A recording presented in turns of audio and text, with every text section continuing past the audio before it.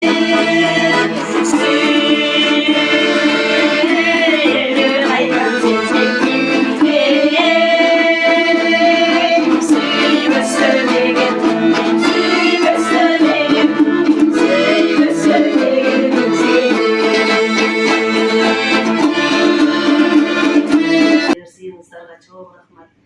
менден бир 30% болсо 70% өзүңүздөрдөн аракет болду бул жердечи. Биринчи жолу TikTokко чыгып, элден уккан жаман сөздөрдү эсиме келди да.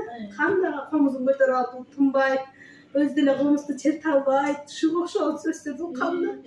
Азыр эми сиздерди көрүп мен аябай сүйүнүп калдым. Сен аябай жакшы көрөбүз. Кудайдын буйругу мен сага барып калып, сен себепчи болуп, кыздарыма ээрчитип барып, ушунун баардыгы жакшылыкка болгонго.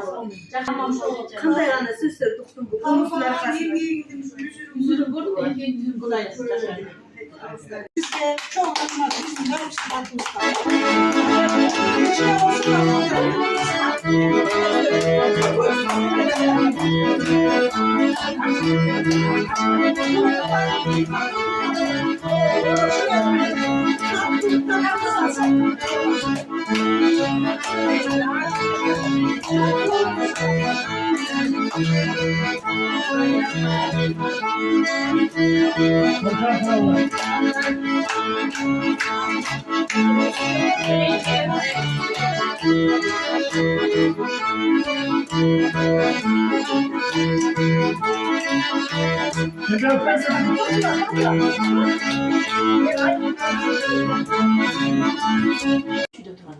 Ана айткан деле чота Маржан биринчи эле күнү күү келди да чота кулама. Биринчи эле келген. Биринчи эле күнү.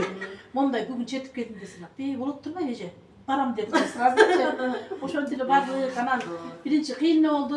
Чын кенжени деле эметтик. Тажабайм мен мындай. Кыйналдык да. Ошо бизге чыдады, бирок молодец кенже.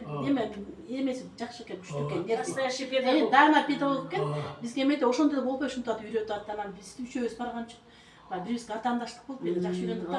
Ошондой болду да. Эме Маржанчы даже ыйлаганга чейин барды, ооруп калчу. Ошентип баягы биз бирибизден калып калабызбы деп өзүбүз аябай аракеттендик да. Анан ошонун баары сенин эмгегиң. Рахмат сага, өзүңө болду. Ойлоп коюп жүрчү эле. Анан бир күнү эле эмнегедир желание ушунчалык болуп кетип эле, анан ушу Инстаграмдан издеп сени таап алып. Кандай экениңди деле билбейм, эч кимден деле эчтеке характерсиз. Мыкта экениңди билбепмин деген. Барып эле бисмилла дегенде ошол күнү мени мактап койдуң да. Эже деп туруп. Анан кийин Инстаграмга чыгарып койдуң да. 60 жаш, 7 жаштагы эже деп туруп. Ошол дагы мага ушунчалык эме